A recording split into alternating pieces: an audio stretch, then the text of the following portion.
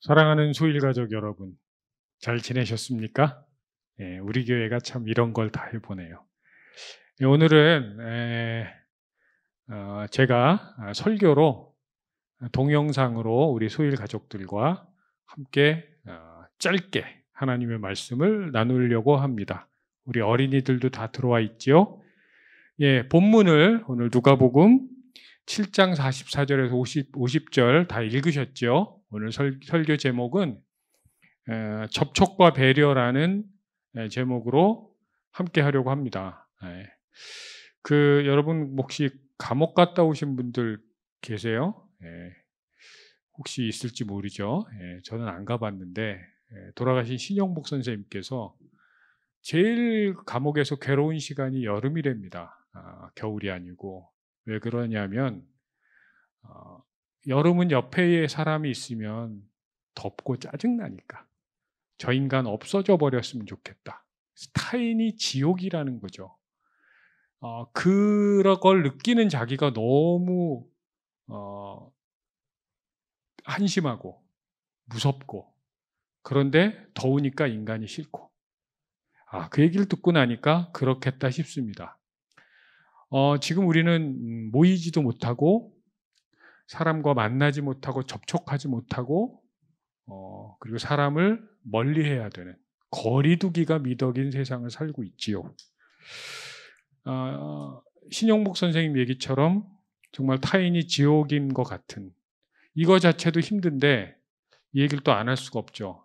N번방이라는 정말 처참한 일이 벌어졌습니다. 이건 어느 날 갑자기 벌어진 게 아니라 우리 사회가 얼만큼 병들어 있는지를 보여주는 거지요. 그걸 보면서 정말 타인이 지옥이구나, 그런 게 막 공감이 되려고 그래요. 그럼 안 되는데. 이때 신학자 바바라 브라운 테일러가 한 말이 떠오릅니다. 그 사람이 이렇게 말했습니다. 두려움은 공기도 빛도 없는 좁은 공간이다. 그 안은 숨 막힐 듯 답답하고 어둡다. 돌아설 공간조차 없다. 오직 한 방향만 볼 수 있을 뿐이다. 사실 코로나 바이러스보다 더 무서운 건 우리 안에 스물스물 올라오고 있는 두려움들, 특정 계층 사람들에 대한, 특정 사람들에 대한 막연한 증오. N번방이 무서운 건 우리 안에 그 끔찍한 것들이 스며들어서 저 사람 믿을 수 있을까? 그런 마음들, 그게 우리를 정말 두렵게 하지요. 우리는 성서, 구약과 신약을 통과하면서 성서가 우리한테 질문한 질문을 우린 던질 수밖에 없습니다. 우리 삶의 기반이 흔들리고 공포와 불안과 두려움에 사로잡힌 우리의 삶의 현실 속에서 여전히 우리는 하나님을 신뢰할 수 있는가? 하나님을 믿는다는 것이 우리에게 어떤 행복과 희망을 줄 수 있는가? 그리고 구체적으로 말하면 나는 너를 믿을 수가 있는가? 너는 나를 믿을 수 있니? 믿을 수 없잖아. 이렇게 말하는 것에 대한 답변을 우리는 듣고자 합니다. 우리 예수님은 이에 대한 대답을 당신의 온 삶을 던져서 하셨습니다. 당신의 삶으로, 당신의 존재로, 당신의 행동으로, 당신의 말씀으로 우리에게 보여주셨습니다. 여러분, 예수님 당시에 사실은 예수님보다 먼저 명망이 있었던 훌륭한 사람이 있었죠. 세례 요한이었습니다. 근데 그 세례 요한을 우리는 구세주로 부르지 않고요, 우린 예수님을 구주로 부릅니다. 그 차이가 뭘까요? 제가 묵상하고 살펴본 바로는 세례 요한 훌륭하죠. 저 같은 인간은 그분 발가락에 때만도 못한 그런 인간인데, 세례 요한은요, 함께 먹고 마시지 않았습니다.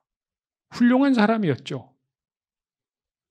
그런데 그는 그렇게 사람들하고 어느 정도 분리가 된 고귀한 삶을 살고 있었습니다. 예수님은요, 사람들과 함께 먹고 마셨습니다.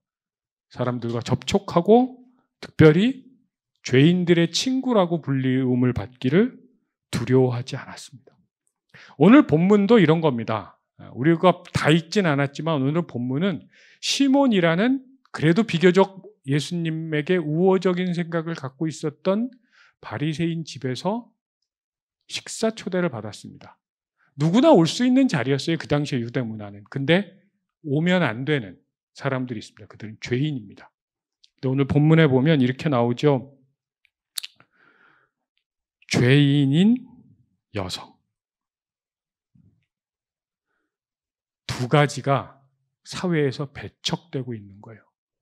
죄인으로 규정된, 그 당시에 율법의 세계관에서 죄인으로 규정된 사람. 그 당시에 지배질서인 바리새인들, 율법학자들, 그 율법이란 세계에서 배제된 사람. 그런데 예수님은 그 사람과 접촉하는 걸 주저하지 않으셨습니다. 그걸로 비난을 받거나 그걸로 어떤 상처기가 날지라도 예수님은 그와 함께 만나셨습니다. 그 여인은 예수님의 몸에 손을 댔고 그리고 예수님의 발 아래 엎드려서 함께 울었습니다. 예수님은 그에게 곁을 내주셨죠. 그 사람이 예수님 옆에 앉아 있을 수 있는 곁을. 그리고 그 여인은 예수님께 수용받고 있고 존중받고 있다고 느꼈습니다. 그런 사람들은 마음을 열게 되고 지갑을 열게 되고 행동을 하게 되고 함께 하게 되지요. 여러분, 우리는 이 여인을 죄인인 여인으로 기억합니까? 아니요. 예수님에 의해서, 예수님의 새로운 관점에 의해서 예수님과 만남을 통해서 이 여인은 헌신의 상징이 됩니다. 그 어떤 사람도 하지 못했던 헌신의 상징. 이 여인은 예수님의 다가옴을 수동적으로 기다렸던 여인이 아니라 적극적으로 예수님께 무언가를 해드리는,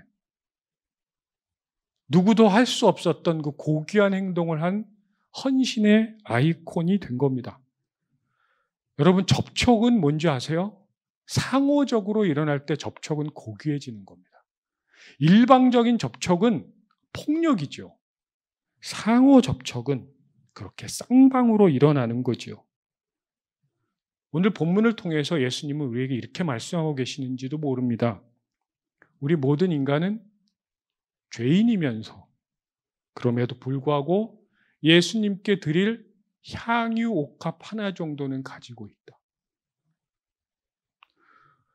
코로나가 판치고 있는 이 사순절에 걷다가 엎친 데 덮친 격으로 N번방 사건이 드러났던, 우리의 치부가 드러나고 있는, 우리의 어두움이 드러나고 있는 이 시대에 우리는 하나님께 어떤 향유 옥합을 드릴 수 있을까요? 저는 이렇게 묵상합니다. 인간의 탐욕으로 인해서, 인간의 거짓으로 인해서, 인간의 어두움으로 인해서 무너진 모든 관계를 회복하는 것, 하나님과의 관계를 회복하고 내 자신과의 관계를 회복하고 이웃과의 관계를 회복하고 자연과의 관계를 회복하는 것. 여러분, 이 회복의 대전제는 아낌과 존중 아닐까요? 배려 아닐까요? 접촉은 그런 존중 속에서 일어나는 거죠. 지금 우리가 사는 세계는 그 배려의 마음, 아끼어주는 마음, 존중의 마음이 상실되고 있어서 벌어지는 일들이 아닐까요? 여러분, 접촉이 중요하다고 우리는 고백하지만 그럼에도 불구하고 우린 함께 모이고 있지 않습니다. 정부의 압력 때문만도 아니고요. 사람들이 교회를 바라보는 그 의심스러운 눈초리의 굴종에서도 아닙니다. 우리는 세상을 배려해서, 우리의 접촉이 그들에게 불편함이 되지 않도록 우리가 세상을 향한 배려로 우리는 모이지 않고, 우리는 함께 모이지 않으면서 함께하는 방법들을 찾아내고 있습니다. 물론 이건 일시적인 겁니다. 그리고 하루빨리 이게 해결되기를 축복합니다. 거리두기가 배려가 돼버린 이 시대가 빨리 지나가기를 기도합니다.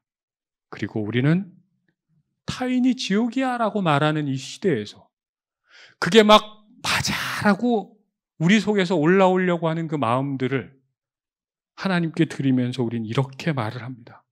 아니야, 우린 그럼에도 불구하고 우리가 서로에게 천국임을 보여줘야지. 우리가 서로에게 하나님 나라 천국과 낙원이 돼야지.